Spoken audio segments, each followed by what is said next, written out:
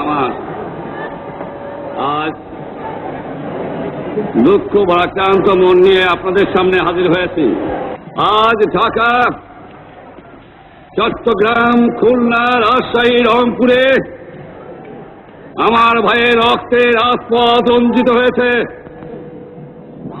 আজ বাংলার মানুষ মুক্তি চায়, বাংলার মানুষ বাঁচতে চায়, বাংলার মানুষ তারা আজ অধিকার চায়। কিন্তু দুঃখের বিষয়, আজ দুঃখের সঙ্গে বলতে হয় 23 বছরের করুণ ইতিহাস, বাংলার অত্যাচারের, বাংলার মানুষের রক্তের ইতিহাস, 23 বছরের ইতিহাস, মুমূর্ষ নরনারীর আত্মনাদের ইতিহাস, বাংলার ইতিহাস, এদেশের মানুষের রক্ত দিয়ে রাজপথ রঞ্জিত করার ইতিহাস। 1952 সালে রক্ত দিয়েছি, 1954 সালে নির্বাচনে জয়লাভ করেও আমরা গদিতে বসতে পারি নাই। 1958 সালে আইয়ুব খান মার্শাল ল জারি করে 10 বছর পর্যন্ত আমাদের গোলাম করে রেখেছে।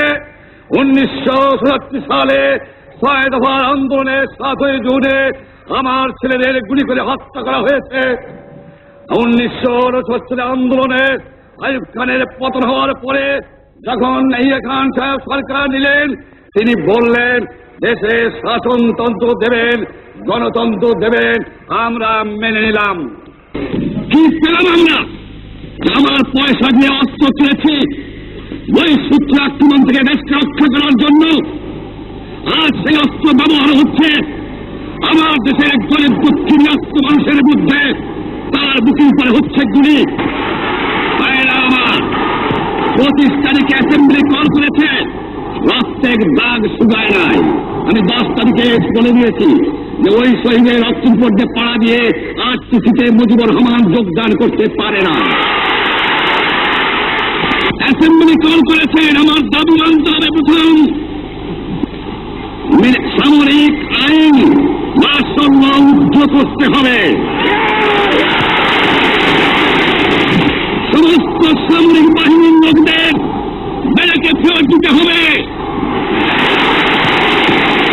যেভাবে হত্যা করা হয়েছে তার তদন্ত করতে হবে। আর জনগণের প্রতিনিধির কাছে ক্ষমতা হস্তান্তর করতে হবে।